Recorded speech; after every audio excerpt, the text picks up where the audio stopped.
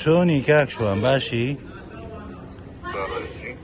من ڕازدەرم لە بەلجیکایەوە تەلەفۆن دەکەم. کاکشوان دەزانێت و یەکێکی لە پەرلەمانتارە هەرە دزوو گەندەڵەکانی حکوومەتی هەرێ پەرلەمانی کوردستان. ئەتوو دەزانی ڕۆژگارێک دادێتن ئەو هەموو دزی و سەرۆت و سامانەی بە پارەی خەڵک خڕت کردەوە هەموو لێدەستینەوە. زلۆیە من وەکو برایەکی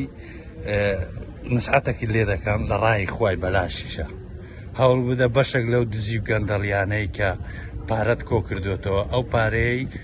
بەشێک لەو پارەی بدە کە سوکاری قوربانیانی بادینان کە ئەوانە لە ڕێگای عیزبەکەی تۆوە لە ڕێگای ئەو عیزبەی کە ئەتوو وەکو خزمەتکاری لە بۆیان پارەکەت خرکردەوە ئەوان دەستگیریان کردێ. لێ من پێم باشە بەشێک لەو دزی فزیانێکە کردیتت بچی بدەیە کە سوکاری دەستگیرکراوانی بادینەن ئەگەنا دنیا شەو ڕۆژێک نییە بڕوات هەبی وەکو قەزافی وەکو سەرکردەکانی حکوومەتی عێراقی ڕۆژێک دادێ بە مردی بیان بە زیندوی ئەو پارانە سەد سەد دێ وەردەگرینەوە هەمووی دەگەڕێنینەوە خەزێنەی گەڕ. ئیترە من هەرەوەندەم ویست پێت برێم ئەمن ناوم ڕانزدەرە ڕانزدەرگراوی لە بەلجیکایەوە تەلەفۆن دەکەم. ئیتر پێم گراوی بن سەری ڕەش تو پێویست ناکە لەم بپرسێکە ویست لەم بپرسی پێویست ناکە بەس حەقەکێت و گووی دەخۆین ئەدەم نەزانیە من شێمە ساقیتی بێ ئەخەزانە ئەمێن زانە بە ئەدەبەوە تەلەفۆن لۆ کردی بە ئەدەبەوە پێم گوتی پارە دزیە ئەوەی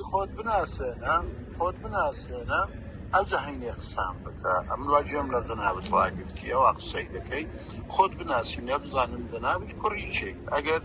ئەگەر ڕێک و پێشی خۆت بناسێنە ئەگەر نا ئەگە وچی سەی دەڕشەیەوە لە خۆت تەلەفۆنەکەی قەپاتکە خێریە زانە ئەتوو پەرلەمانتاری حکوومەتی هەرێمی کوردستانی خوێڕێکی وچی توزانە ئەو تەلەفۆنەکەی قەپات کە هاوڕێیان جێتان لێ بوو ئەم بە ئەدەبەوە پێم گوتم کاکە تو یەکی لە دزەکانی حکوومەتی هەرێمی کوردستان ئەوە ژمارە تەلەفۆنەکەیتی ببینن هیوادارم هاوڕێیانیش تەلەفۆنی لۆ بکەن. بە ئەدەبەوە پێم گوتم ئەتوو دزی لەسەر دزی لەسەر قوتی خەڵکی کوردستان ئەو پارە و پولت پێیاکردیە دیتان